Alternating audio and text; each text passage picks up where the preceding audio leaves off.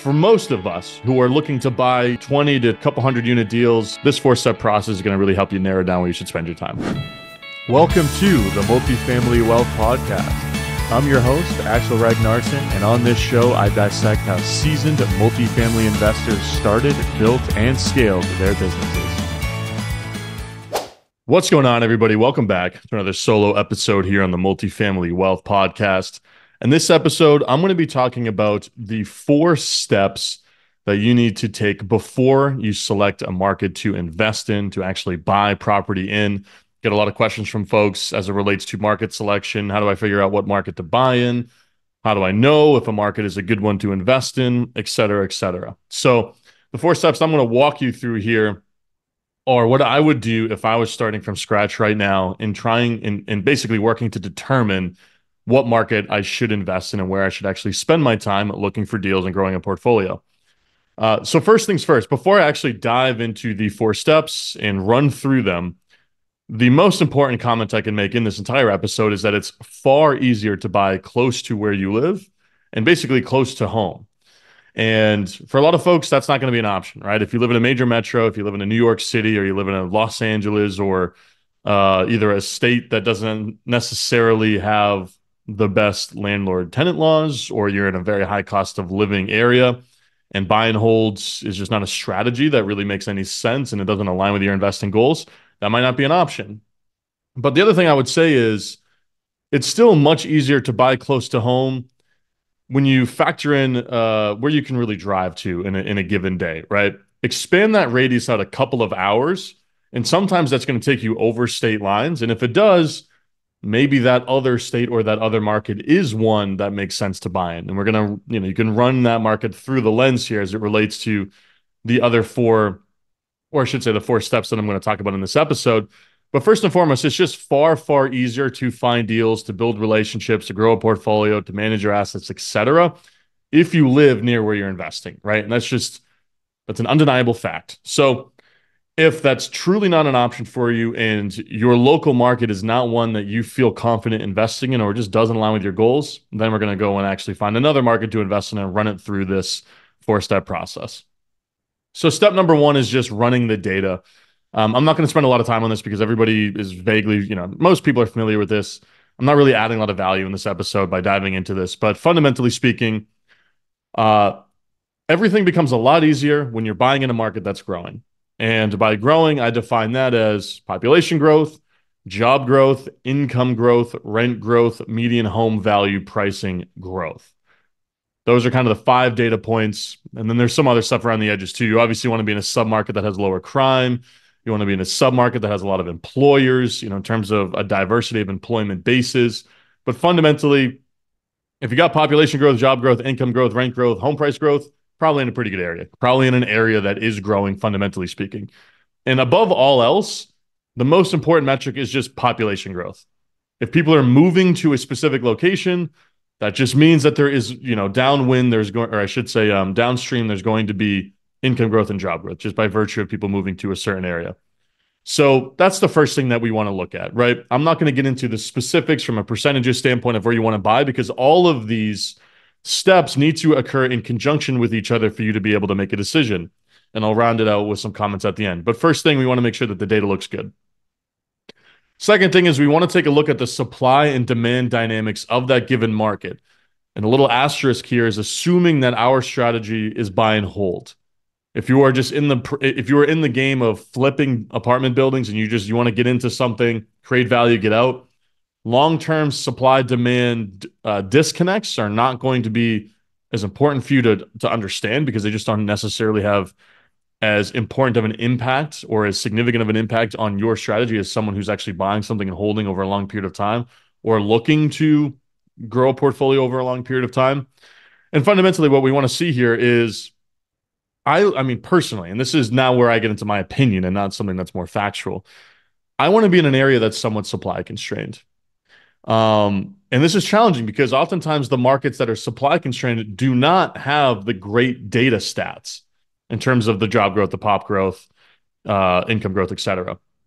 For example, here are a few markets that are significantly supply constrained: Boston, New York City, San Francisco, Los Angeles, San Diego. I just listed a lot of cities that the general public and assumes that people are moving away from. The data also supports that in a lot of respects. But these are all areas that are supply constrained. And when I say supply constrained, I mean it's very costly to build from a labor cost standpoint. It's hard to get projects permitted. And oftentimes there's just not a lot of raw land to actually go and build housing on.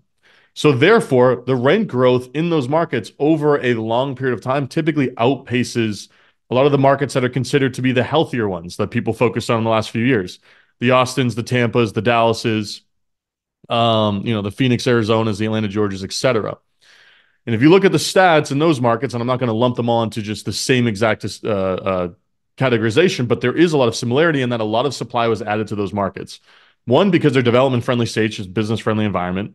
Two, slightly lower cost of labor than a lot of the major cities I just described. Three, there's just way more land.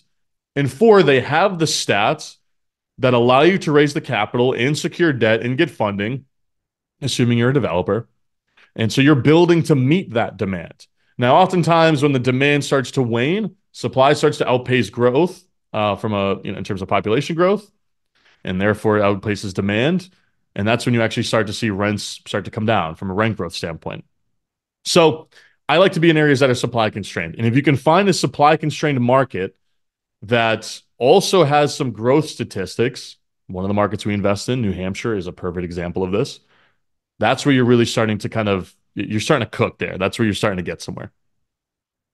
Now, step number 3 is, where can you actually compete? Where do you have some level of a competitive advantage? Again, a lot of people forget that we are competing in the real estate investing game. Now, we obviously do there's plenty of opportunities to collaborate with other investors, to buy deals with other investors, JV with other investors, but fundamentally, there's only a certain number of deals that are transacting on an annual basis. There's only a small number of good deals that a lot of investors are pursuing. And yeah, maybe you can partner with other guys and gals that are doing those deals, but maybe you're not, and maybe you're losing those deals. And fundamentally, you need to understand where you can compete. Now, how you can actually figure that out. Where do you have the most relationships? What is your underwriting criteria? Are you someone that has a low return expectation for your money, or investors that have a low return expectation and therefore you can pay a little bit more than the competition? Well, if that's the case, then you can probably compete in some more of the competitive markets, like the major cities where there's both local investors pursuing deals, regional investors, and national. Where have you developed your infrastructure? Where do you have deep relationships with management companies, et cetera? Where do you have deep relationships with brokers? Where do you have deep relationships with other individuals that can help you find and operate deals? All of these things are important. You want to be in a marketplace that you can compete in. And the biggest point here is, if you're a newer investor that is looking for great deals and you're not able to pay the market pricing, well, you're probably not going to have that much success doing deals in a large metro where there's a lot of other investors pursuing deals that can pay more and have more experience than you. It's likely that you're going to need a smaller market. And again, smaller is relative depending on where you're currently at. People think that towns that are $250,000 to $500,000, 500,000 people in population size, town cities, is a small market. Some people think that's a large market, right? In my opinion, I think anything from 50K to 200K in population is a smaller market. That's probably not going to be a major metro. And you want to be in areas that are predominantly dominated by local investors, where there's not a lot of national interest, regional interest, and therefore you can actually get your hands a little bit more dirty and trade your time for deals, right? You can get a little bit more granular in terms of your approach with brokers, maybe doing some direct to seller, and you're competing with 5 other buyers instead of 15 other buyers on a given deal, right? Just using those numbers as an example's sake. So in general, you want to do deals where you can compete. And if you can find a market that's somewhat supply constrained, where you can compete, that has some growth data, right? There's some good story there. Maybe it's not the fastest growing market in the country, but there are people moving there more so than people leaving. There are, more jobs on an annual basis. That's going to be a good market to focus on. Now, the last step in this, and this is assuming again that you're doing deals outside of where you currently live. Pick a market that you just enjoy visiting, right? That's easy to go to and that you enjoy visiting. So, for example, I live in Boston. It wouldn't really make any sense for me to start trying to pursue deals in Utah or Idaho, right? I have to go fly across multiple time zones. It's 5 hours, flight time.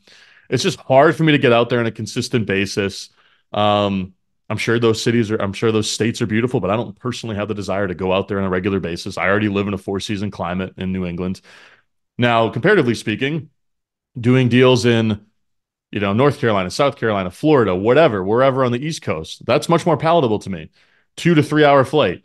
I can go down there in the winter. It's going to be nicer weather. It's a place that I wouldn't mind visiting just personally from an enjoyment standpoint. And you're starting to, knock out a few objectives here with one trip when you actually take a trip like that.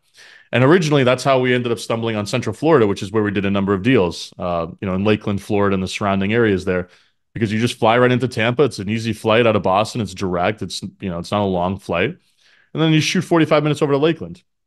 And again, that market, good story, somewhat supply constrained, great data behind it, population growth, rent growth, job growth, et cetera. Smaller metro that we can compete in, and we can outcompete some of the local guys, to the best of our ability versus a Tampa where we can't compete with everyone in the country pursuing deals. And at least this is back in 2020, 2021, we started looking for deals down there. And it's a place that I enjoy visiting. I have no problem going to visit Florida in the winter and getting outside of, New England for a week or so. So long story short, those are the 4 steps, and I'll recap them. We want good data. We want some good growth data. We want a supply-demand story that helps us long-term with rent growth. We care about our submarket, specific, within the actual market itself. And I say market being state or large MSA in terms of we want a place that we can actually compete and find deals. We don't want to be competing in a place where we're just going to get smoked by a bunch of other investors who are more sophisticated with low return expectations. And then we want to pick a market that we actually enjoy visiting and that it makes sense for us to actually pursue deals and from a travel standpoint and from a desire to go there and look at deals and walk current deals. So if you find a market that solves those 4, you've probably got a really good one on your hands. And once you do find a market that checks those 4 boxes, you should stop looking for other markets. It's really, really hard to grow a real estate business where you're looking for deals in a bunch of different areas. You have to pick 1, 2, maybe 3 markets and go extremely deep in those markets and develop deep relationships and a deep understanding of what's going on. The people and the investors and the groups that look in a number of other markets are either just earning poor returns because they have surface level relationships with different brokers and they're just in bidding wars to buy deals, or they're so absurdly competitive as it relates to the cost of capital that they can raise. Maybe they're raising from pension funds, endowment funds, whatever, and they can just pay market, right? And they have great operational infrastructure. Those people are not the people that are listening to this podcast predominantly, and they're probably not you. And if you are one of those folks and you're listening to the podcast, reach out because I want to get you on and interview you. But for most of us who are looking to buy, 20 to a couple hundred unit deals, and we're smaller shops, we're solo investors, what have you, this 4-step process is going to really help you narrow down where you should spend your time. So if you learned something in this episode, please consider leaving the podcast a rating and review. If you think somebody in your network would learn something by listening to this podcast, please consider sharing it with them. Both Apple Podcasts and iTunes makes it really easy to do so. Click into the episode, click share episode. You can email it, you can text it, you can share it. It takes you 2 seconds, and I obviously appreciate everyone who shares the show and helps to build a listener base. But again, appreciate y'all for listening, and I'll catch you guys on the next episode.